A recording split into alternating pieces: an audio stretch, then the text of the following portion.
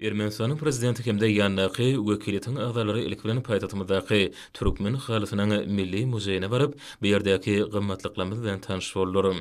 Bu medeni ojak häzirki wagtda diňe bir paýtagtymyzdan ýaşaýjylarynyň däl, eýsemi Aşgabat şäheriniň gözelligine aşyk bolup, dünýäniň çar künjegininden onuň ajaýyp keşfini synlamaga gelýän jahan keşdelen hem iň bir gelim gidimli ýerine uruly.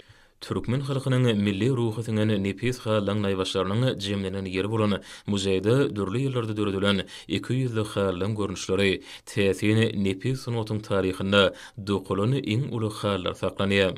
Ajaýyp sunut eserlerini deňelýän türkmen hallarynyň dünýä ýermagyna taryhda öçmejek ýyzgalaran beýik ýüpek ýoluny möhüm orunda geçdiler.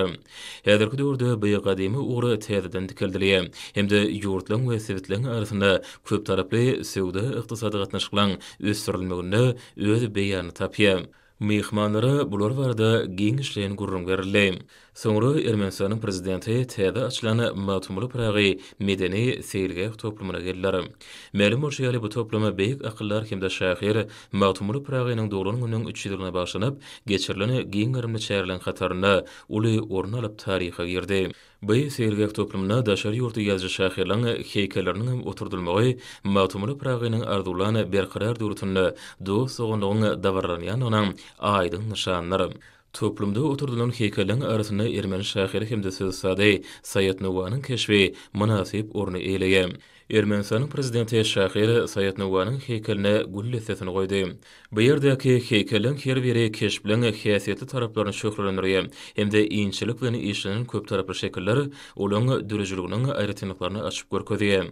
Halkara ahaltyky açylyk sport toplumyna mehmanlar biri-birini owadan syratly, özüni çekiji türkmen ahaltyky bedewlerini synladylar. Mehmanlara gahrman ýardamynyň başlanyşlary hemde tagallalar bilen ýola goýulan işleň berqarar durtuň täze ýamynyň galkynjy döwründe arkadaşly gahrman serdarymyň üstünlikli dowam etmegi netijesinde halkymyzyň baý medeni mirasyny şultanda açylyk sunugaty bilen bagly gadymy depdi surlary dikeltmekde.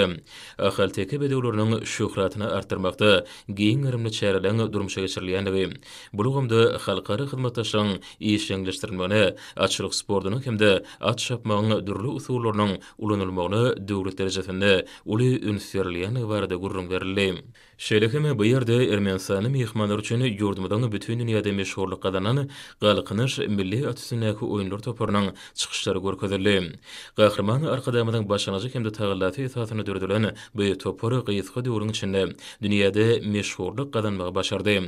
Galkynyş milli atüsündäki oýunlar topary halkara derejesine geçirilýän ýarşlara, beýatçylara gatnaşyp, ýokary derejeli baýrakly orunlara münasip boldular. Galkynyş milli atüsündäki oýunlar toparynyň agzalarynyň öz çykyşlaryna atüsünde ýerine ýetirýän hereketler hemde görkezýän dürli çylşyrymly tilsimleri mehmanlarda ýatdan çykmajak täsirler galyrdy.